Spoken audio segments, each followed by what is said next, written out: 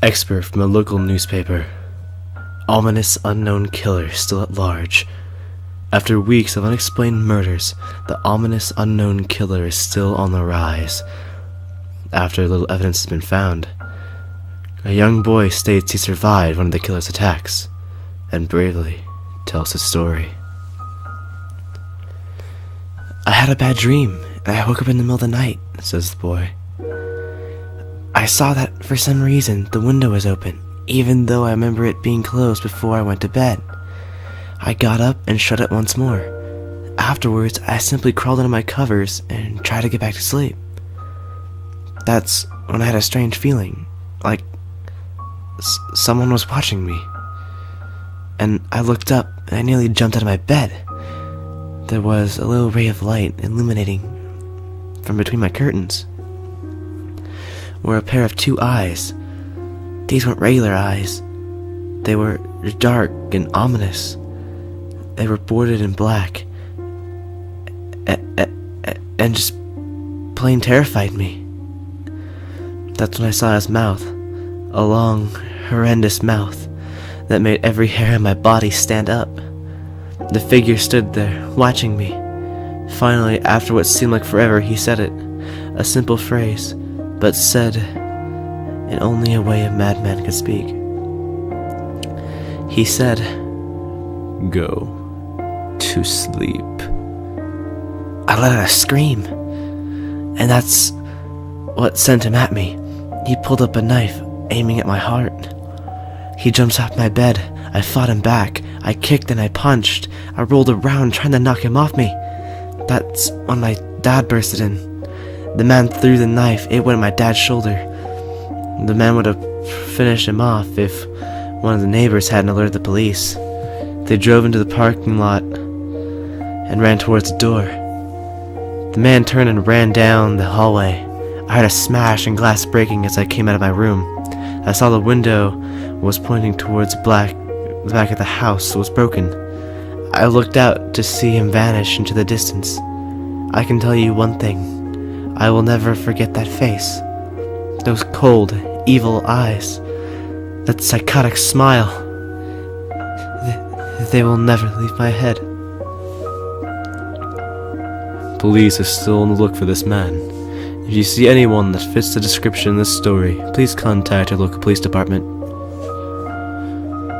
Jeff and his family had just moved into a new neighborhood. His dad had gotten a promotion at work, and they thought it was best to live in one of those fancy neighborhoods. Jeff and his brother Lou couldn't complain though. A new, better house, what was not to love? As they were getting unpacked when the neighbors came by. "Hello," she said. "I'm Barbara. I live across the street from you. Well, I just want to introduce myself and introduce my son."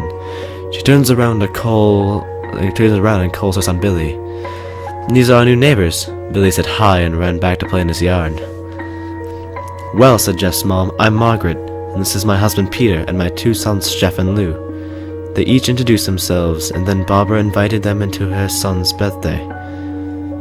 Jeff and his brother were about to object when their mother said that they would love to. When Jeff and his family were done packing, Jeff went up to his room. "Mom, why did you invite us to some kid's party? If you hadn't noticed, I'm not some dumb kid." "Jeff," said his mother, "we just moved here. We should know that we want to spend time with our neighbors. Now we're going to that party, and that's final." Jeff started to talk, but stopped himself, knowing he couldn't do anything. Whatever his mom said something, it was final. He walked up to his room and plopped down on the bed. He sat there, looking at his ceiling, when suddenly he got a weird feeling. Not so much pain, but a weird feeling. He dismissed it as just some random feeling. He heard his mother call him down to get his stuff as he walked down to get it. The next day, Jeff walked down the stairs to get breakfast and get ready for school. He sat there eating his breakfast and once again got that feeling. This time it was stronger. It gave him a slight tugging pain. Once again he dismissed it. As he and Lou finished breakfast, they walked down to the bus stop. They sat there waiting for the bus. Then all of a sudden, some kid on a skateboard jumped over them, only inches above their laps. They both jumped back into surprise. "Hey, what the hell?" The kid landed and turned back to them. He kicked the skateboard and caught it with his hands. The kid seemed to be about 12, 1 year younger than Jeff. He wears an Aeropostale shirt and ripped blue jeans. Well, well, well. It looks like we got some new meat. Suddenly, 2 other kids appeared. One was super skinny and the other huge. Well, since you're new here, I'd like to introduce ourselves. Over there is Keith. Jeff and Lou looked over at the skinny kid. He had a droopy face, one they'd expect a sidekick to have. And here's Troy. They looked over at the fat kid, about chocolate like a tub of lard. This kid looked like he hadn't exercised since he was crawling. And I, said the first kid. I'm Randy. For all the kids in this neighborhood, there's a small price for the bus fare, if you catch my drift. Lou stood up, ready to punch the lights out of this kid, when one of his friends pulled a knife on him. Tisk, tisk, tisk, I had hoped you would be more cooperative, but it seems like we must do this the hard way. The kid walked up to Lou, took his bowl out of his pocket. Jeff got that feeling again. Now, it was truly strong. A burning sensation. He stood up, but Lou gestured him to sit down. Jeff ignored him and walked up to the kid. Listen here, you little punk. Give it back by bro's wallet or else. Randy put the wallet back in his pocket and pulled out his own knife. Oh? And what will you do? Just as he finished the sentence, Jeff popped the kid in the nose. As Randy reached for his face, Jeff grabbed the kid's wrist and broke it. Randy screamed, and Jeff grabbed the knife from his hand. Troy and Keith both rushed Jeff, but Jeff was too quick. He threw Randy to the ground. Keith lashed at him, but Jeff ducked and stabbed him in the arm. Keith dropped his knife and fell to the ground screaming. Troy rushed him too, but Jeff didn't even need the knife. He just pushed Troy straight onto the ground in the stomach. And Troy went down. As he fell, he puked all over. Lou could do nothing but look in amazement at Jeff. Jeff, how do you... That was all he said. They saw the bus coming and they knew they'd be blamed for the whole thing, so they started running as fast as they could. And as they ran, they looked back and saw the bus driver rushing over to Randy and the others. Jeff and Lou made it to school. They didn't dare tell anyone what happened.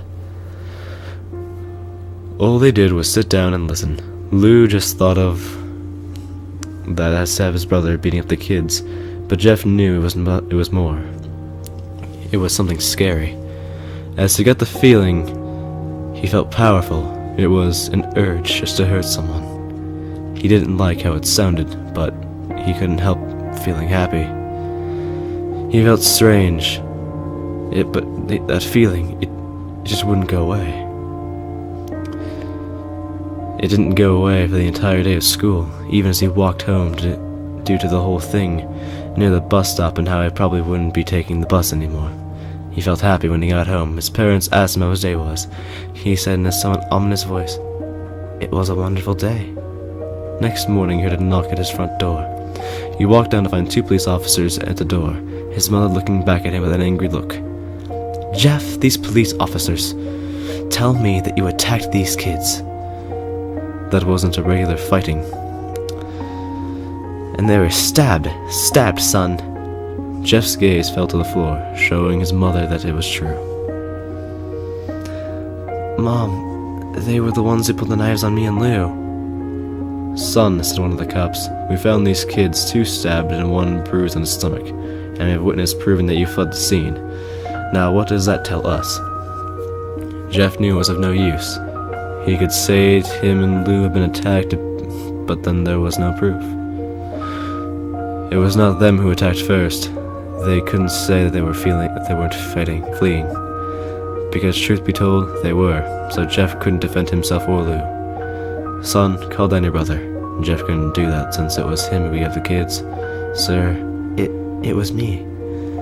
I was the one who beat the kids up." Lou tried to hold me back, but he couldn't stop me. The cop looked at his partner and they both nodded. "Well, kid, looks like a year in juvie." "Wait," says Lou. They all looked up to see him holding a knife. The officers pulled the gun and looked at Lou. "It was me. I beat up those little punks. Have the marks to prove it." He lifted up his sleeves to reveal cuts and bruises, as if he was in a struggle. "Son, just put down the knife," said the officer. Lou held up the knife and dropped it to the ground. He put his hands up, walked over to the cops. No, Lou, it was me. I did it. Jeff had tears running down his face. Huh. Poor bro, trying to take the blame for what I did. Anyway, take me away. The police led Lou to the patrol car. Lou, tell them it was me. Tell them. I was the one to beat those kids. Jeff's mother put her hands on his shoulders. Jeff, please, you don't have to lie. We all know it was Lou. You can stop. Jeff watched helplessly, so watching his brother be put in the patrol car and pulling away. Son, what was it? Jeff couldn't answer. His vocal cords were strained from crying. Instead, Jeff's mother walked into the house to break the bad news to him. As Jeff swept in the doorway, after an hour or so, Jeff walked back into the house, seeing his parents were both shocked and sad and disappointed. He couldn't look at them. He couldn't see how they thought of Lou when it was his fault. He just went back to sleep, trying to forget the whole thing. 2 days went by and no words from Lou at GDC. No friends to hang out with, nothing but sadness and guilt. That is, until Saturday, when Jeff was woke up by his mother with a happy, sunshiny face. Jeff, today is a day, she said, as she opened up the curtains to let light into his room. What day is today? Jeff asked his mother. Why, it's Billy's birthday. He is now fully awake. Mom, you're joking, right? You don't expect me to go to some kid's birthday party after? There was a long pause. Jeff, we both know what happened, and I think this party could be what brightens everything up. Now get dressed. Jeff's mother walked out of the room and downstairs to get ready herself. He fought himself to get up, but he picked up a random shirt and a pair of jeans and walked downstairs. He saw his mother and father all dressed up, his mother in a dress and his father in a suit. He thought, why would they ever wear such fancy clothes to a kid's party? Son, is that all you're going to wear? Said Jeff's mom. Better than wearing too much, he said, as his mother pushed down the feeling to yell at him, and hit it with a smile. Now, Jeff, we must be overdressed, but this is how you go, if you want to make an impression, said his father. Jeff grunted and went back to his room. I don't have any fancy clothes, he yelled downstairs. Just pick out something, called out his mother. He looked around his closet for what he would call fancy. He found a pair of black dress pants, and he had for special occasions, an undershirt. He couldn't find anything to go with it, though. He looked around and only found was striped and patterned shirts. None to go with the dress pants. Finally, he found a wet hoodie, put it on. You're wearing that, they both said. His mother looked down at her watch. Oh, no time to change. Let's just go, she said as she herded Jeff off and his father to the door. They crossed the street over to Barbara's and Billy's house. They knocked on the door, and it had appeared that Barbara, just like his parents, were way overdressed. As they walked inside, Jeff could see that there were adults, no kids. The kids are in the yard. Jeff, how about you go meet some of them, said Barbara. Jeff walked outside to a yard full of kids who were running around in wild cowboy costumes, shooting each other with plastic guns. He might as well be standing in Toys R Us. Suddenly, a kid came up to him, handed him a toy gun and a hat. Hey, want to play? He said. No, kid. I'm way too old for this stuff. The kid looked down at him with a puppy dog face. Please, said the kid. Fine, said Jeff as he put on the hat and pretended to shoot the other kids. At first, he thought it was totally ridiculous, and he started to actually have fun. It might not be super cool, but it was the first time he had done something that took his mind off Lou. So he had played with the kids for a while until he heard a noise, a weird rolling noise, and it hit him. Randy, Troy, and Keith all jumped over the fence on with their skateboards. Jeff dropped the fake gun, ripped off the hat, and Randy looked at Jeff with a burning hatred. Hello, Jeff, is it? He said. We have some unfinished business. Jeff saw his bruised nose, and I think we're even. I beat the crap out of you, and you sent my brother to JDC. Randy got angry, looked in the eyes. Oh no, I didn't even go for a visit. I don't care about your whining. You may have kicked our asses that one day, but not today. As he said that, Randy rushed at Jeff. They both fell to the ground, Randy punching Jeff in the nose, and Jeff grabbed him by the ears and headbutted him. Jeff pushed Randy off, and both rose to their feet. Kids are screaming and parents are running out of the house. Troy and Keith both pulled out guns from their pockets. "No one interrupts or guts will fly," they said. Randy pulled out a knife and stabbed into Jeff's shoulder. Jeff screamed and fell to his knees. Randy started kicking him in the face. After 3 kicks, Jeff grabbed his foot and twisted, causing Randy to fall to the ground. Jeff stood up and walked towards the back door. Troy grabbed him. "Need some help?" He picks up Jeff by the back of his collar and throws him into the patio door.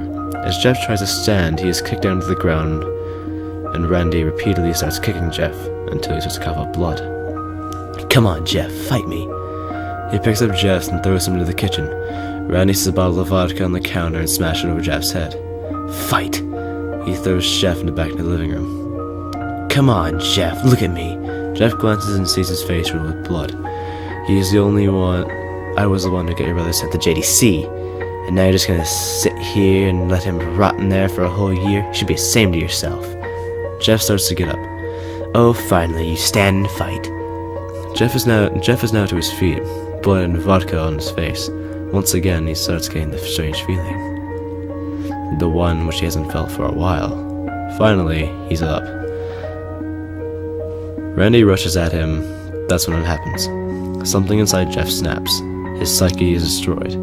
All rational thinking is gone, and all he can do now is kill. He grabs Randy and pile drives him to the ground. He gets on top of him and punches him straight in the heart. The punch causes Randy's heart to stop. Randy gasps for air. Jeff hammers down on him punch after punch. Blood gushes from Randy's body until he takes one final breath and dies.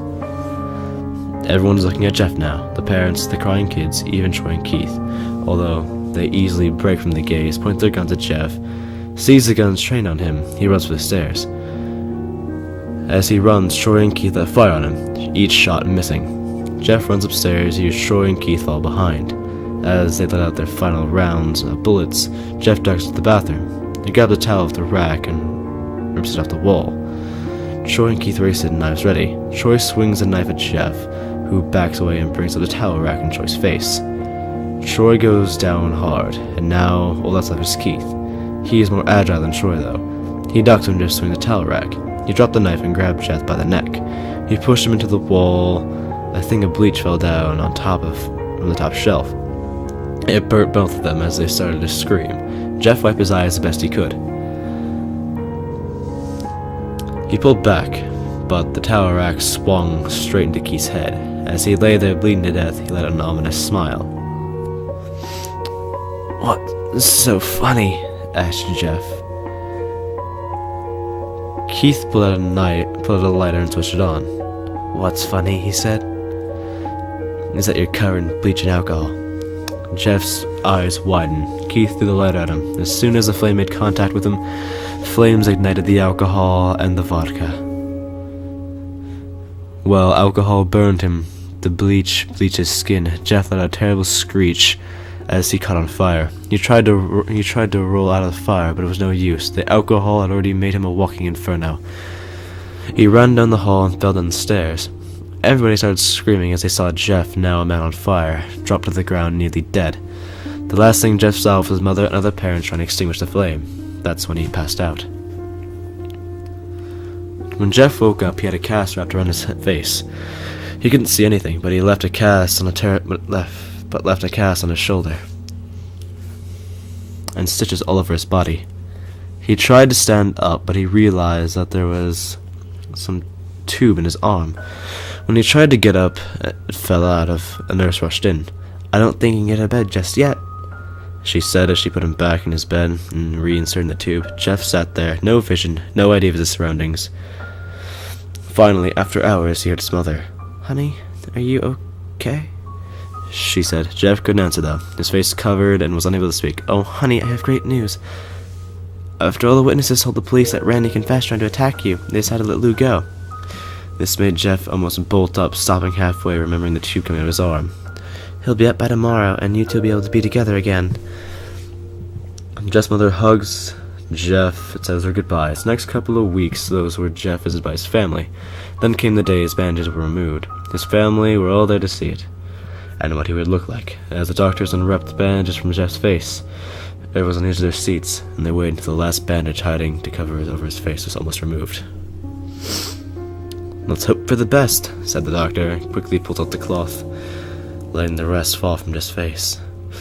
Jeff's mother screamed at the sight of his face. Blue and Jeff's dad are starstruck. "What happened to my face?" Jeff said, as he rushed out of bed and ran to the bathroom, looked at the mirror, and saw a cause of distress. His face. It was horrible. His lips were burnt a deep shade of red. His eyes were turned to pure. His face was turned to a pure red color. His hair now singed from brown to black. He slowly put his hand to his face, and a sort of leathery feel to it now. He held back. He looked back as he goes, "Jeff and Lou." Jeff said, "Lou, it's not that bad." "Not that bad?" said Jeff. "It's perfect." His family were equally surprised. They started laughing uncontrollably. His parents noticed his left eye and hand were twitching. "Jeff, are you okay?" Okay? I've never felt more happy." He started to laugh. "Look at me. This face goes perfectly with me." He couldn't stop laughing. He stroked his face, feeling it, looking in the mirror. What caused this? Well, you may recall, while Jeff was fighting Randy, something in his mind. His sanity snapped. Now he was left a crazy killing machine. That is, his parents didn't know. "Doctor," said Jeff's mom, "it's my son. All right, in the head." "Oh yes, this behavior is typical for patients that have taken a very large amount of pain. Killers, if he believes doesn't change in a few weeks, bring him back here. We'll give him a psychological test." "Oh, thank you, doctor." Jeff's mother went over to Jeff. "Sweetie, it's time to go." Jeff looks away from the mirror, his face still formed into a crazy smile. "Okay, mommy, ha ha ha." His mother took him by the shoulder and took him to get his clothes. This is what came in. The lady at the desk. Jeff's mom moved down to see a pair of dress pants and a hoodie her son wore. Now they were clean of blood and stitched together. Jeff's mother led him to his room and made him put his clothes on. They left not knowing this was their final day of life. Later that night, Jeff's mother woke to the sound coming from the bathroom. It sounded as if someone was crying. She slowly walked over to see what it was. When she looked into the bathroom, she saw a horrendous sight. Jeff had taken a knife and carved a smile into his cheeks. "Jeff, what are you doing?" asked his mother. Jeff looked over to his mother. "I couldn't keep smiling, Mommy. It hurt after a while. Now, I can smile forever." Jeff's mother noticed his eyes, ringed in black. "Jeff, your eyes!" His eyes seemingly never closing. "I couldn't see my face. I got tired and my eyes started to close. I burned out the eyelids so I could see myself forever, my new face." Jeff's mother slowly started to back away, seeing that her son was going insane. "What's wrong, Mommy? Aren't I beautiful?" "Yes, son," she said. "Yes, you are. Let me go get Daddy, so he can see your face." She ran to the room and shook Jeff's dad from his sleep. "Honey, get the gun. She stopped as she saw Jeff in the doorway holding a knife. "Mommy, you lied." That's the last thing they hear as Jeff rushes up with a knife, gutting them both. His brother Lou woke up startled by the same noise. He didn't hear anything else, so he just shut his eyes and tried to go back to sleep. As he was on the border of slumber, he had the strangest feeling that someone was watching him. He looked back up before Jeff's hand covered his mouth, slowly raised the knife, ready to plunge into Lou. Lou thrashed here and there, trying to escape Jeff's grip. "Shh," Jeff said. "Go to sleep."